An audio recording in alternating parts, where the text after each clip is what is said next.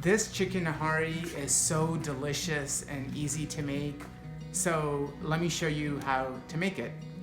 So the first thing you want to do is fry up your onions. So I'm using about one large onion, and I'm using about 2/3 cup of oil. And what you want to do is just fry until it's lightly brown. And while that's going on, you want to make sure you get your spices ready. So here are all the spices I have, and they'll be listed in the description box. But I have some cardamom, green cardamom, black cardamom, cloves, cinnamon, black pepper, white cumin, black cumin, and not all of these spices are necessary, but try to get as many as you can. If you live close to an Indian market, then that's great. You should be able to get almost all of those spices at a pretty decent price. So you want to grind those spices and set those aside. And you also want to get your ginger and garlic paste ready. So you'll need about 1 tablespoon each. So that equals about 3 or 4 large garlic cloves and about an inch or an inch and a half piece of ginger. So if you have a blender or something, or a mortar and pestle, you want to just get the ginger and garlic paste ready.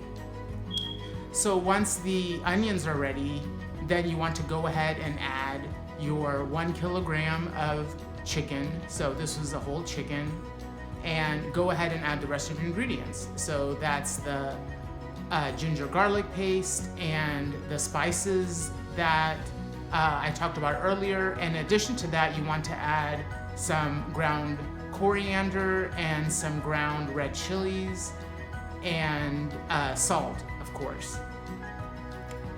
And just mix that up and cook that a little bit to kind of bloom the spices. And then you want to add a little bit of water, and then just cook that at a low heat until the chicken is done.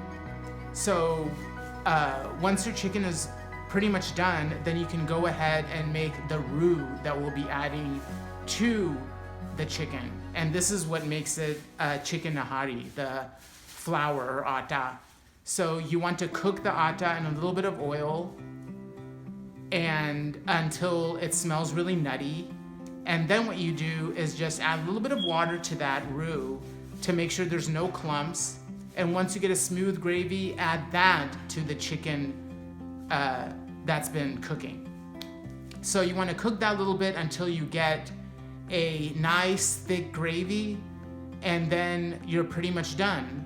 So serve it with roti, paratha, naan, or just rice. And of course, the obligatory garnish of green chilies and julienne ginger.